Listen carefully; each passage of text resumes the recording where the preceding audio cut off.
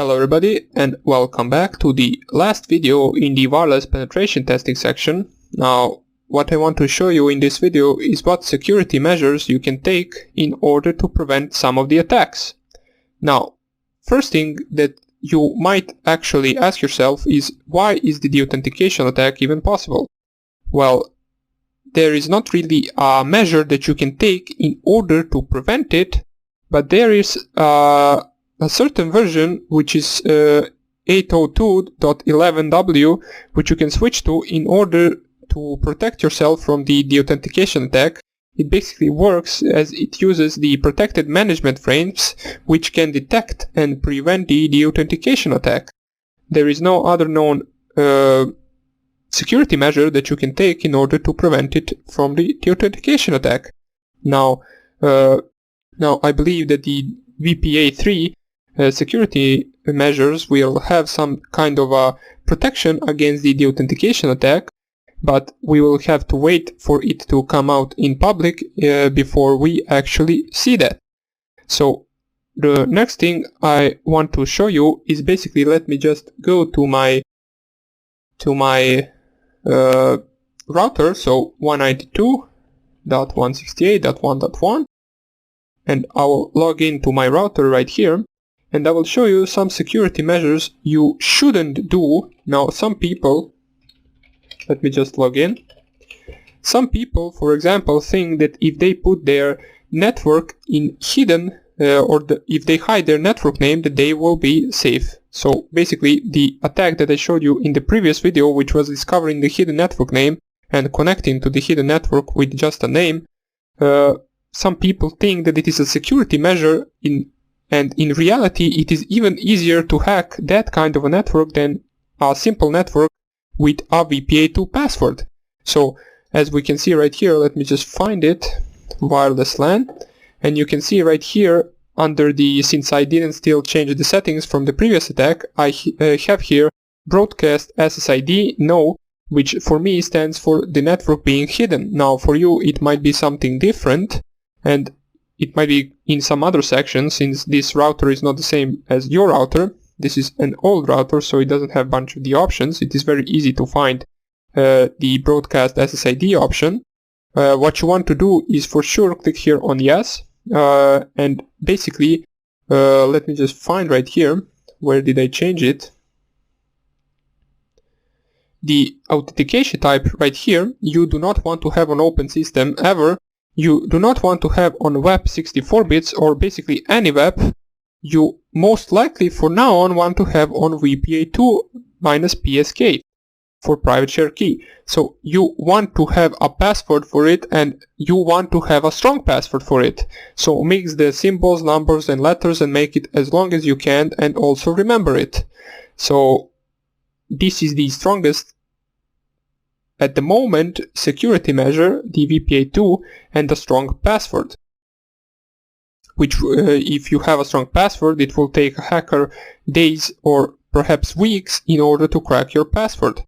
The longer the password, the harder for it. The longer the password and the more symbols and letters and numbers it has, the harder it will be for the hacker to crack it. If you have a password of only, for example, numbers, it will be very easy to crack it for anyone with a little bit of knowledge. Now, as I said, so hidden networks will not protect you, so let me just submit this right here, since I set it back to the WPA2 security measure and with the password. The next thing that I want to talk about is the MAC filtering, which is right here. Now, you might think that the MAC filtering will be enough to actually prevent a hacker to get into your wireless network. Now, it might be enough if you also specify the password for the wireless, but if you only put the MAC filtering without the password, basically anyone with a little bit of knowledge, and for now on you as well, can change your MAC address, as I showed you even before how you can do that, and with the changed MAC address you can basically bypass the MAC filtering. Now, if you have to use a MAC filtering, there is basically a blacklisting and whitelisting. Blacklisting is basically blocking a certain MAC addresses from connecting to a wireless access point, and whitelisting is allowing certain MAC addresses to connect to a wireless access point.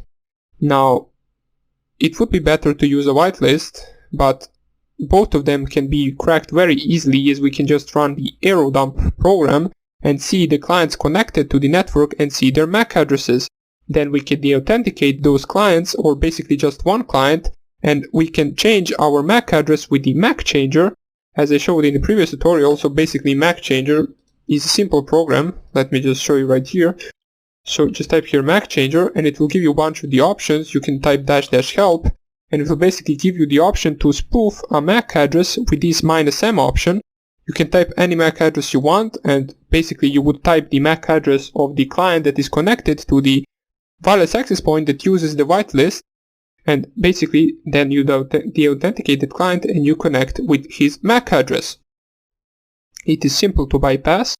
Another thing that you shouldn't do, or basically another thing that you should do, is if you want another security measure, you could use the enterprise wireless. Now, the enterprise, you might ask, why should we use that?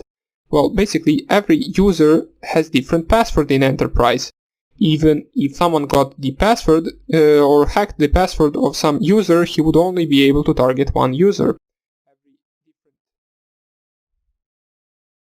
So it is also a thing to reconsider using, since it does provide a certain level of security.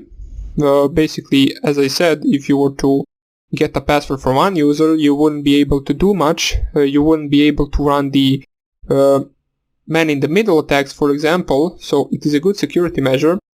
But I believe not many of us, or basically almost nobody at home, has the wireless enterprise. So you can reconsider using that, and that would be it for the preventing the attacks that we covered right here. Now, hopefully the WPA3 will provide us with a lot more security, even though the WPA2 is enough. Basically, the WPA2 will provide you enough security if you use a strong password. If you use a weak password, not even WPA3 can prevent the wireless access point getting exploited or compromised. So that would be about it for the security measures. With this we finished the wireless access point section, or basically hacking the wireless access point. We will also cover, as I said, the evil twin attack later on. We will do it manually. I will show you what all the files you will need to do that, but more about that later on. And we will continue hacking in the next lectures. Hope I see you there, and take care. Bye.